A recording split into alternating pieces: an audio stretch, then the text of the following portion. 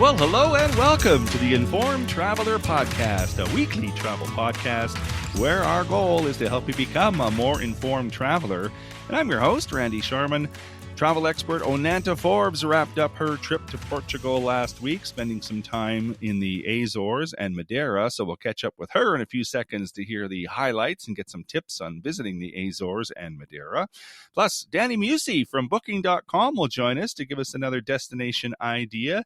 This time out, we'll feature Stockholm, Sweden, and find out all the great things to see there. And Ken Stewart from Crowfoot Travel Solutions will be along to give us a few destination ideas and travel deals with our weekly roundup. But first, let's kick things off chatting with travel expert Onanta Forbes, who joins us each week to discuss some of the travel news and travel trends. You can follow her adventures on Instagram, Facebook, and X at Onanta Forbes. OnantaForbes.com is her website. Hi, Onanta. Welcome back. Thank you. It's good to be home.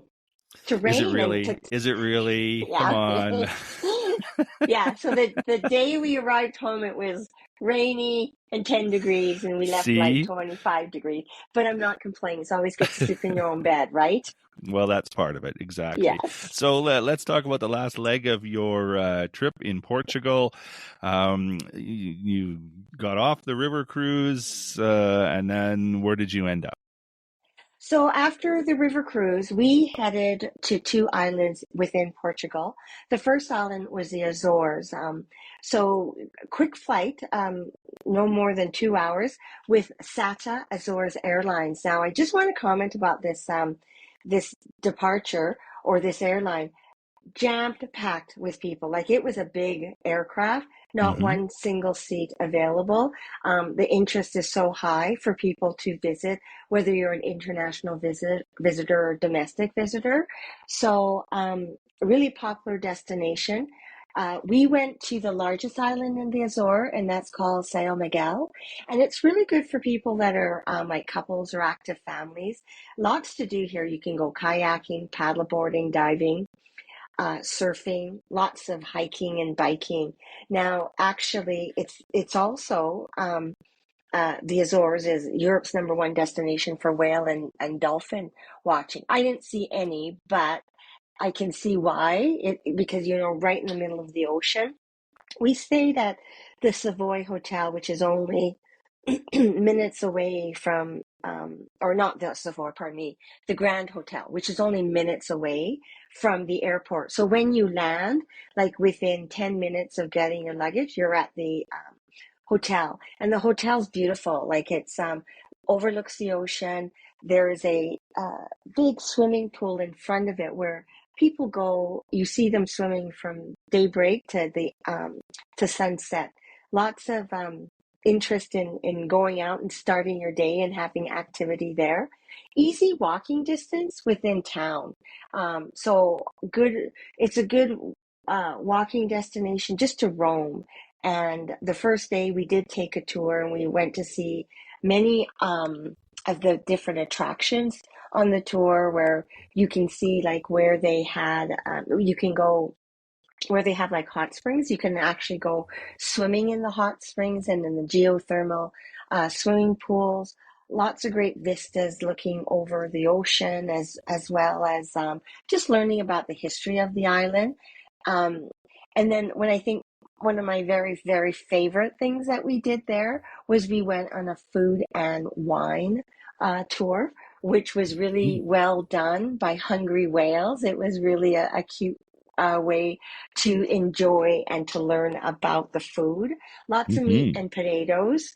If you just want to have some really simple food. So a great destination to go to. And again, we just did a lot of walking and exploring. If you like to run, good running paths as well. So it's definitely a must-see if you're going over to Portugal and you have the extra time to spend there, because the weather was very pleasant, very temperate. So enjoyed experiencing that. Our next destination was Madeira, and I have actually been to Madeira like 25 years ago, so it was neat to go back. A lot has changed, of course. What you see in both Azores and Madeira is the influence of being in the EU. A lot of the money was taken to build infrastructure. So really good road system, highways, um, easy to drive. But if you do drive, get a small car because parking's at a premium, and there is some definite magic going on when you have to park in these really tiny little spots, and you really do. There's not a lot of them, but so you have to really make sure that you knew how to park because we went one day, we went down to this beach called Seychelles Beach, and oh my goodness, like tourists are rampant and they're not good parkers, and they don't. And so you have to make sure that you can pull your side mirrors in and and and navigate it. And then there was one point where they parked so bad that the police had to be called because nobody could get in or out, like you were Oh my stuck gosh. there. Oh my So gosh. make sure you know how to navigate it.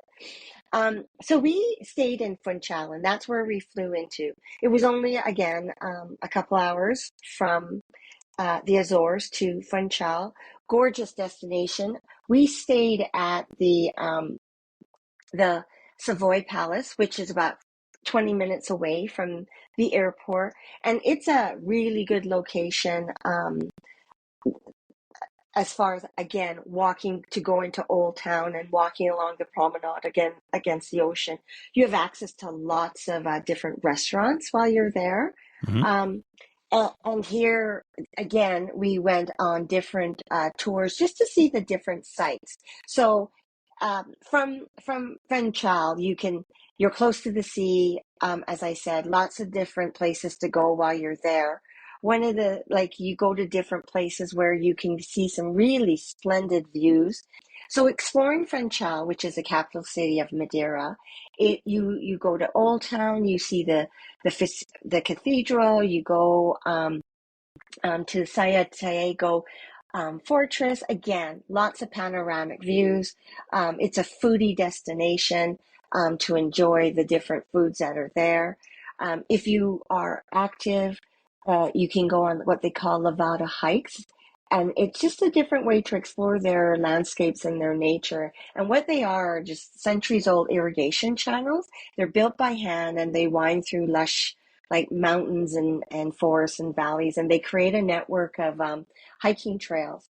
And one of, like, the things that you will enjoy is that it is a volcanic island, so that it's all rock, but it's just amazing how they build their houses and their businesses on this rock, and everything's tiered. So what you're going to see first is the banana plantation, and then it goes up to like the vineyards and such. So really neat to see just the engineering of how this island was created and such.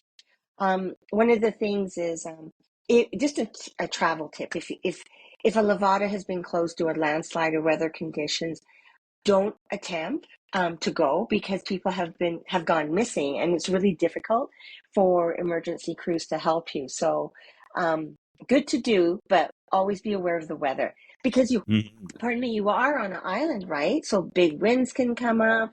Um, like it can get cloudy, foggy, very, very, very quickly. So you don't want to, be caught on your holidays or any time, right? Yeah, So exactly. Exactly. the other destination or place that we went was, I said, Seychelles Beach, and it's Madeira is known for the beach, but this is a black sand beach, and it's quite beautiful, and everybody goes to it. It's like surrounded by these big cliffs and really beautiful greenery, and you know how we're very small in North America because when we think of our beach, we have beautiful lounge chairs and nice, sand and stuff.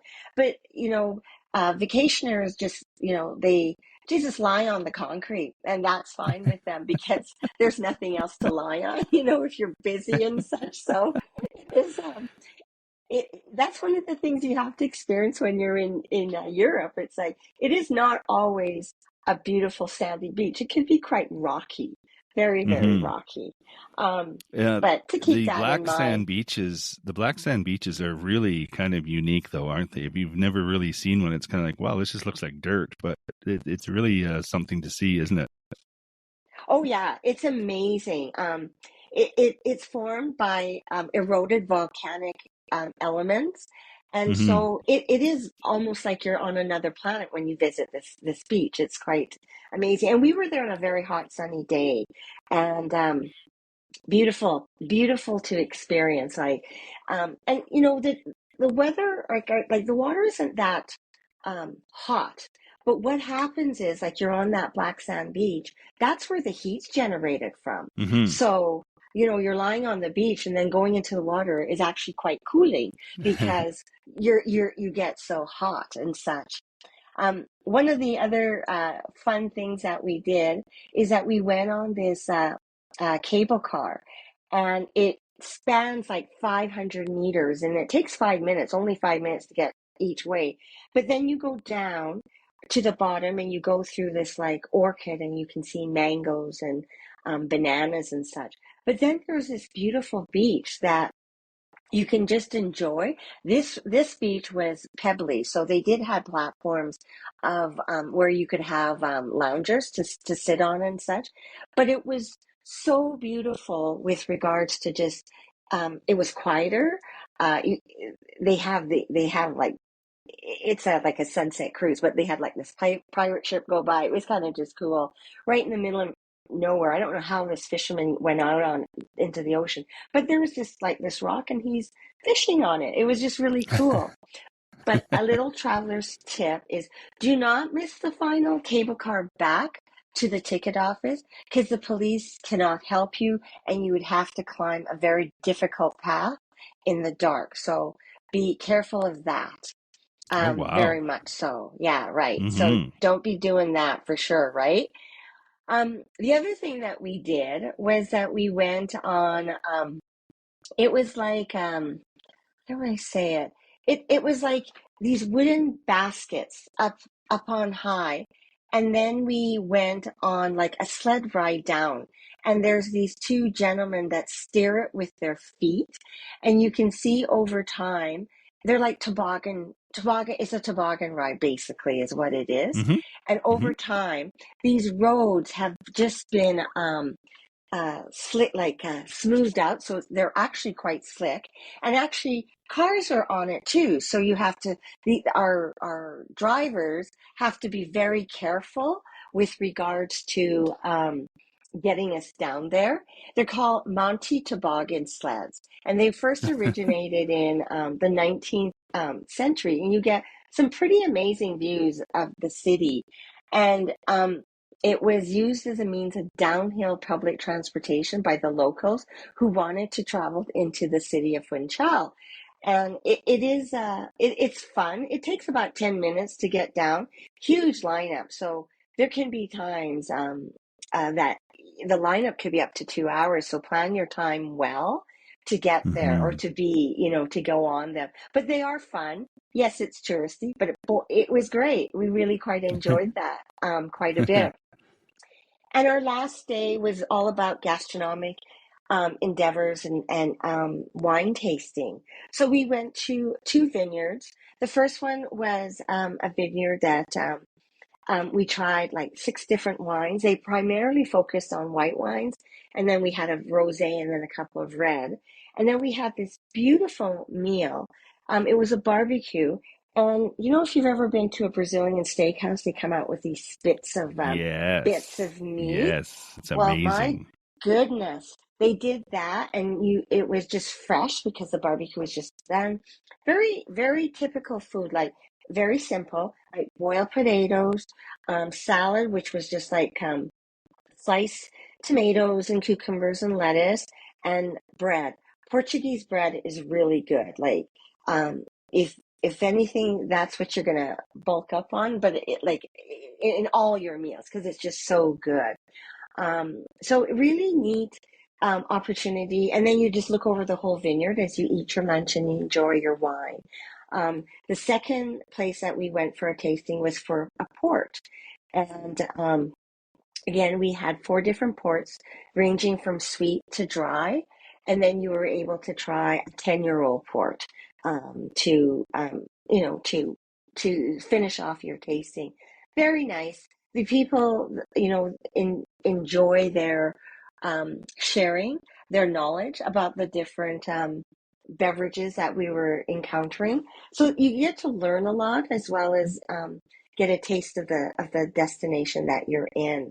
Very definitely. So Hmm. a great destination. We didn't spend a lot of time in each place. It's like 3 nights in the Azores, 4 nights in Madeira. But honestly, that's enough, especially if you've added it on to how we did it with that cruise. Yeah, all in all, a really good trip. Weather kept was our friend the whole time. Like we were 23 to 26 degrees, very temperate weather along the way. So, Yes. Yeah. quickly, best advice for anyone thinking of traveling to the Azores or Madeira or Portugal in general? I would do it, number one. I would plan way in advance because it is a busy destination, as I said, not just for international travel, but for domestic travel. Couple things that kind of popped up while we were there. They are, I think they're getting more and more attuned to tourism, but still a couple of hiccups in certain areas. For an example, we booked a day tour, and you get your itinerary before you go because you sign off on it with your travel agent because you're booking what you think you want to see and what your travel agent is suggesting to you. But when we got there, I was thinking about 2 hours into our tour. I go, this doesn't sound like my tour. So always check your tour details before you start your tour with the tour guide. That's just my thought because there could be Make some sure you're on the scrambling. right tour. Yes, yes, absolutely. So just little things like that to consider. Um, Definitely bring euros when you're going. Definitely bring, like when you get to the destination, try and break it down because they go with coins as like euro coins and such, and you use a lot of that to tip with, right? So I would break down. Don't take big bills because you're going to need to get smaller bills for tipping, for if you take a taxi. There's no Uber in Madeira, so just keep that in mind. Um, it's like when we were in Porto, just getting ready, our cruise director mentioned to us if you want to use a taxi with a credit that takes credit card, that you need to book that in advance because not everybody is like that. Hmm. Um, a couple of tips that we learned along the way from different tour guides that or tour companies that we worked with was sometimes in Madeira the taxi drivers can be quite aggressive, so they'll see a tour company that will have your name on it, but then they'll kind of stand in front of that and print your name and then take you on a trip or a tour, and then you think you prepaid for it, but at the end of the tour they're expecting payment. And of course you're a tourist, you get a little rattled, if something like that happens to you, would for me. So you just pay. So there's different things that you might just have to be a little bit cautious of because when the cruise lines come, that happens a lot with day excursions and Yes. such. ATMs are Yes. easy to use. Always go to an ATM that's sponsored by a bank or within a bank kind of environment versus a Hmm. standalone. Better exchange rates and such. So, Hmm. I would say our trip was seamless, but you just always have to be aware. Always good to know a little bit of Portuguese because it is well like spoken quite frequently. Well, people can check out all the photos and images on your Instagram and Facebook pages. There's some amazing photos on there at Onanta Forbes and your website, onantaforbes.com. So it sounds like an amazing trip, Onanta. Thanks for sharing it all. Thank you.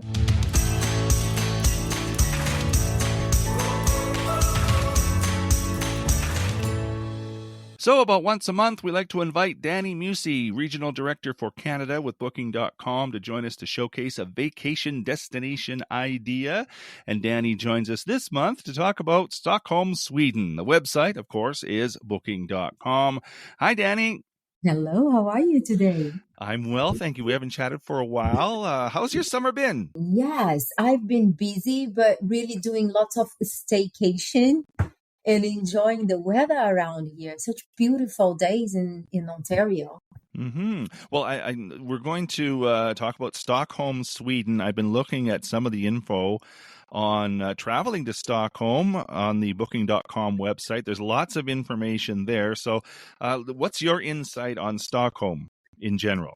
When you talk about a place that is recognized for being one of the most beautiful capitals of the world, that excites me already. And it's very interesting because it is a city surrounded by islands and what they call the archipelagos.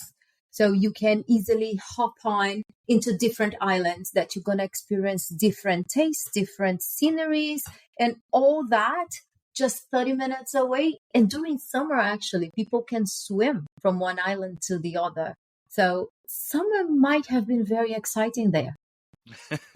Well, personally, I can't see myself swimming from one island to another, No, but that wouldn't be my no. thing. But it does look like a very a pretty city. It's like it seems like just one of those typical European cities with lots of architecture, lots of history, and just pretty surroundings everywhere. It's a hub for technology, but they do keep that old European look and feel. They have lots of proud over the food and a lot for you to learn in regards to the sea life. So there is one museum there that it keeps on being mentioned by lots of travelers. That is the Vasa Museum, which is this. It's all about the ship that as soon as they put it in the water, it sank.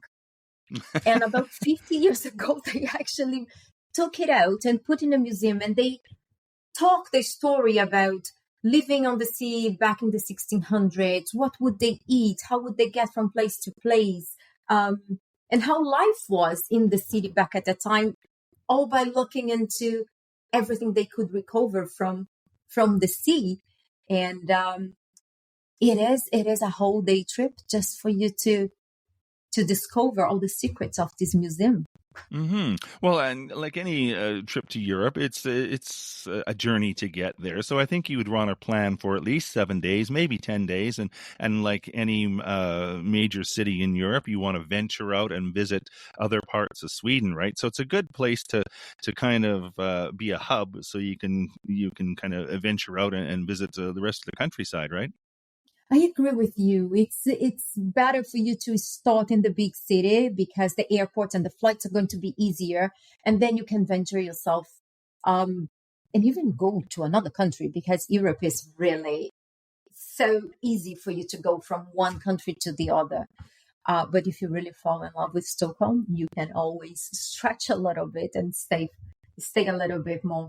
We do have flights from Canada direct to Stockholm, either from Calgary or Vancouver and Toronto, and around 10 hours journey, and you would be there.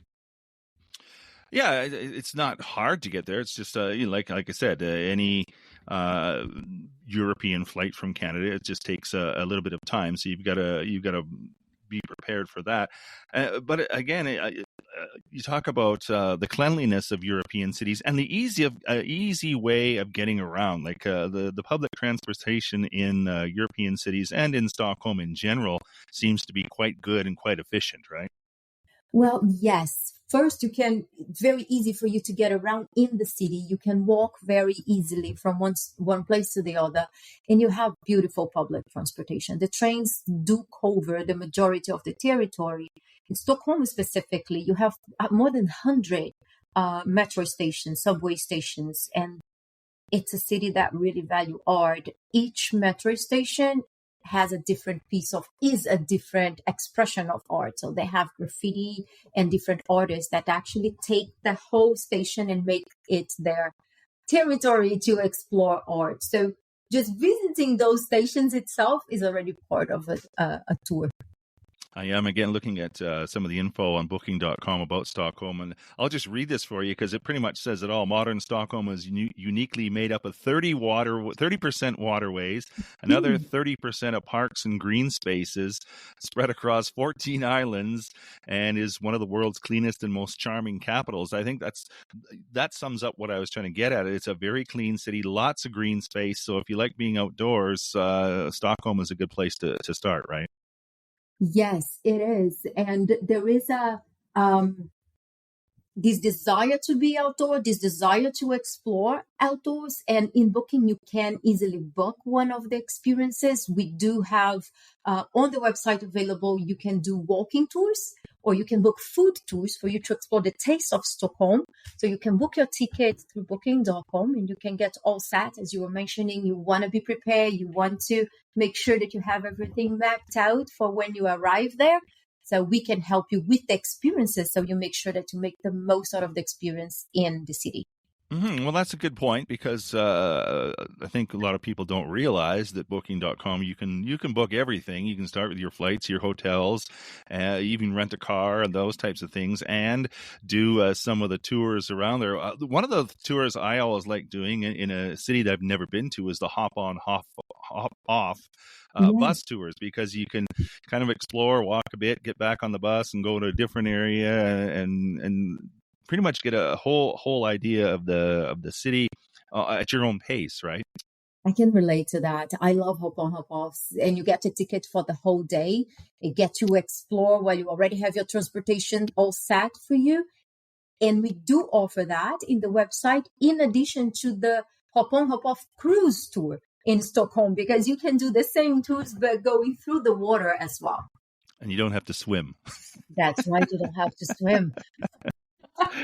Tell me about there's another tour to the Skansen Open Air Museum. I'm not sure, I've never heard of this. Do you know anything about that? Yes, because you do want to get to venture yourself around nature, and it is a zoo and a natural museum. So you get to explore the surroundings, you get to be around nature, but you also see art as you discover the park. One thing that I learned from Stockholm is that they are sun enthusiasts. So every time the sun is out, they do stop and they take those minutes just to get a little bit of vitamin D and enjoy the sunlight. I would assume, too, that in the fall, like it is in Canada, many areas, the fall colors as they prepare for winter is probably pretty spectacular. And I would imagine the cost is a little bit less, too, if you're looking at traveling to Stockholm in the fall. You are right. We are just starting now the shoulder season, which goes all the way to October. When the weather is still nice, it's still fun to enjoy the outdoors, but not as hot and busy during summer. So yes, you will find for sure in Booking, you will find you will find a lot of deals, and you will find good prices for those who can enjoy the fall outside Canada. Another great destination from booking.com. You can find more information on the booking.com website about visiting to Stockholm, Sweden. Any other thoughts before we go? Always nice being here with you. Talking about travel makes me dream as always. And I hope everybody gets to visit the website, find a deal that fits your pocket and fits your desire, and count on us to give you a great experience and a great customer service. Dani Musse is the area manager for Canada for booking.com. That's the website, booking.com. You can find out all about Stockholm, Sweden, and any other destination that comes to mind on the website, booking.com. It's always so much fun to chat with you, Dani. Thank you. Thank you.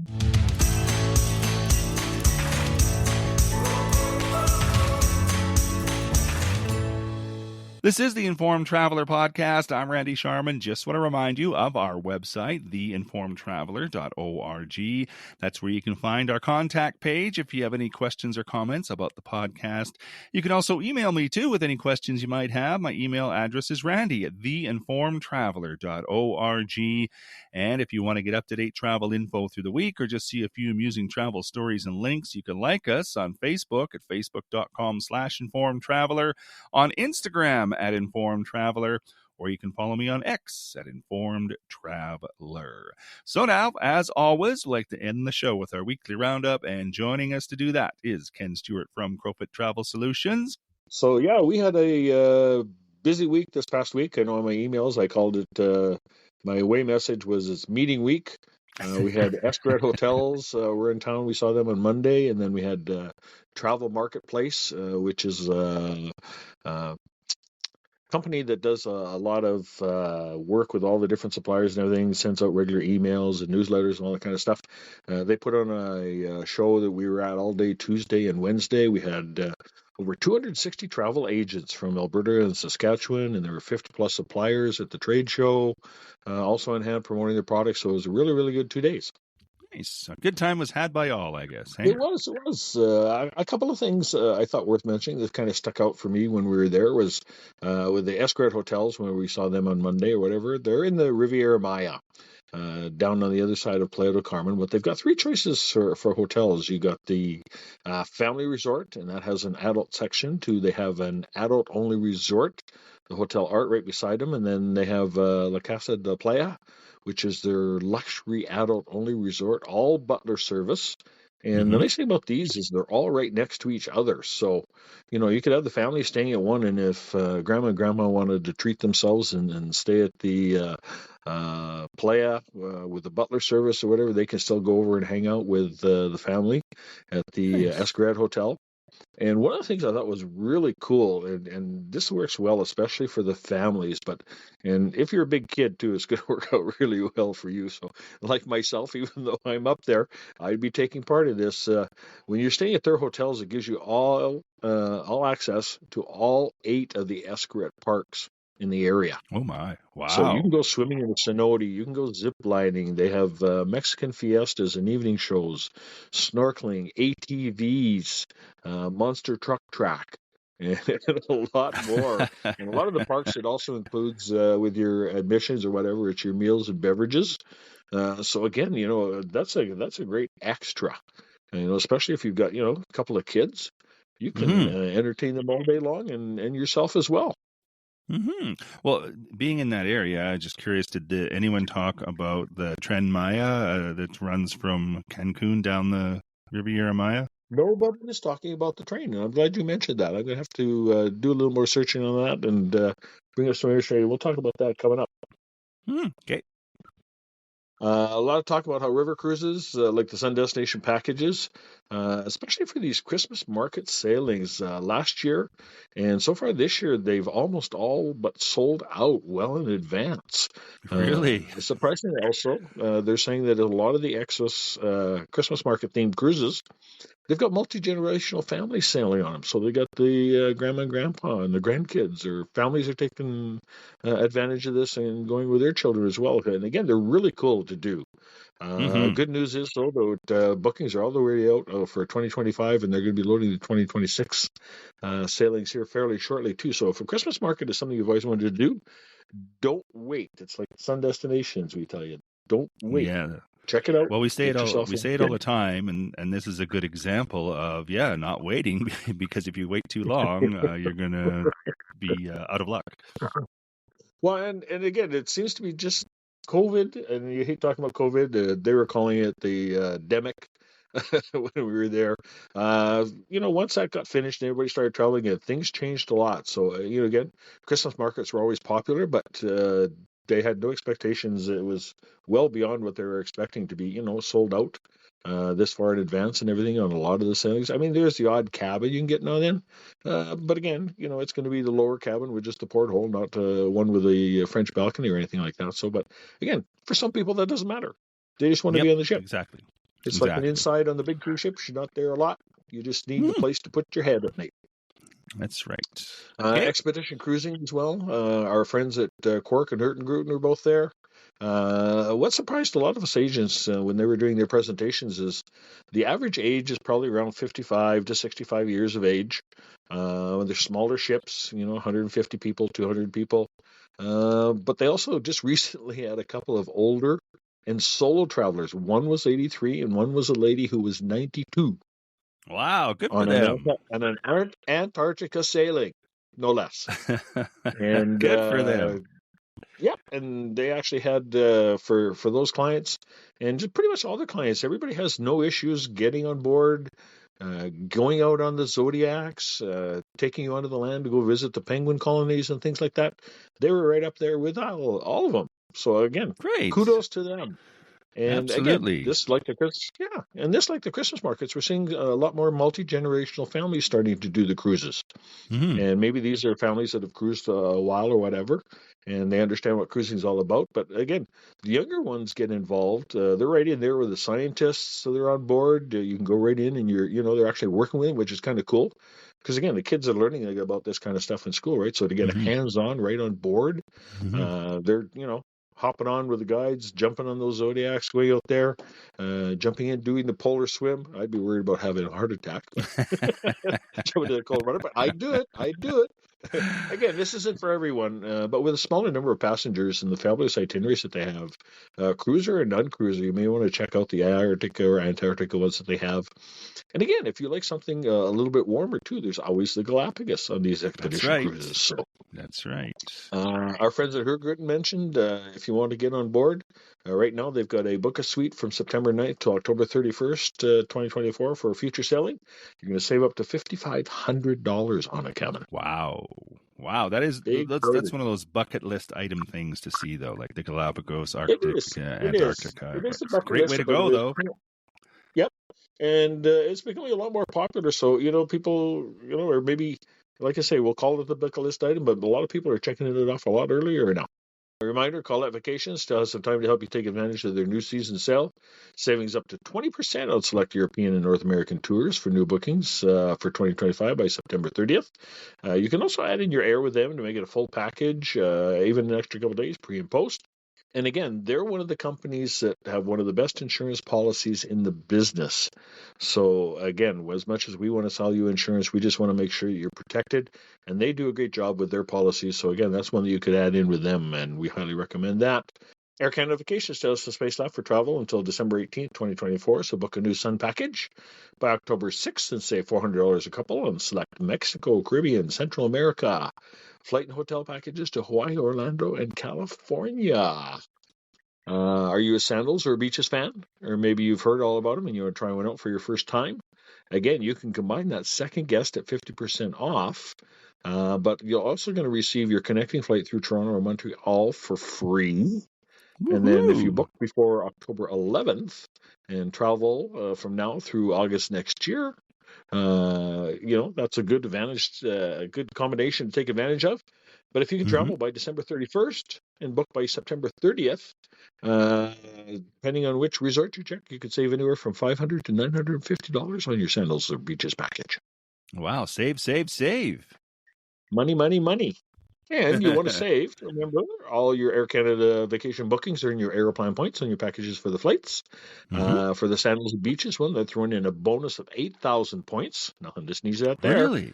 And again, Wow. if you got lots of these Aeroplan points here, like I know Randy does. You can convert them into Air Canada gift cards, and you can use them to pay for any package or cruise or anything you book with Air Canada Vacations, including the full amount if you've got enough in points. I like it. We talk about the importance of working with an agent and having travel insurance, and that was talked about a lot during our couple of days. Again, you never know what's going to happen, and even if you're just going out of province, we had a client broke her leg at Panorama last winter, one of the examples we use. After being treated at the hospital in Invermere, she needed to be transported back to Calgary. Bill from BC Ambulance for $800 showed up later because Alberta Healthcare wasn't going to cover the ambulance. Yikes. And our worst case scenario one, we never wish anybody ill will. We had a client in their 40s, wonderful couple, no issues, no thoughts of any medical conditions. He had a massive heart attack on the third day. So by the time he was airlifted to Puerto Rico and then back to the States and back to Canada, everything all concerned, his claim was over $1.6 million. That could be devastating Yikes. for a lot of people. So again, Yeah. can you afford not to protect your investment? Have a conversation with your travel agent, and even if you don't book it with us, we can still help you with the insurance part of it. So give us a call. Let's have a chat. We just want to make sure that you're protected overall because that's important for you. Better to have it and not need it than need it and not have it, Exactly. as we always say. Yeah. Mhm.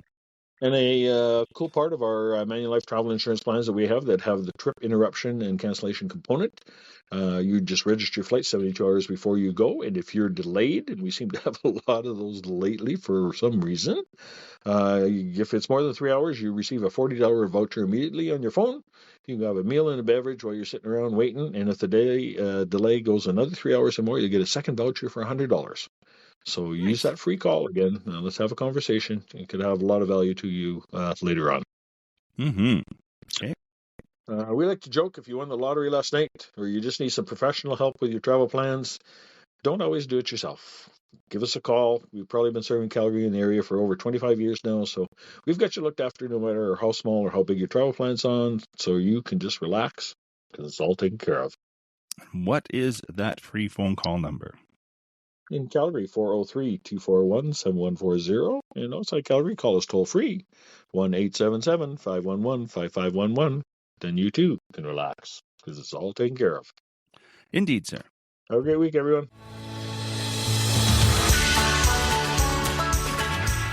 And that is our show for this week. If you have comments or questions, we'd love to hear from you. If you have a show idea, send that along as well. My email is randy@theinformedtraveler.org. And if you like what you heard, tell a friend. You can check out our website too at theinformedtraveler.org. In the meantime, thanks for listening, travel safe, and be an informed traveler.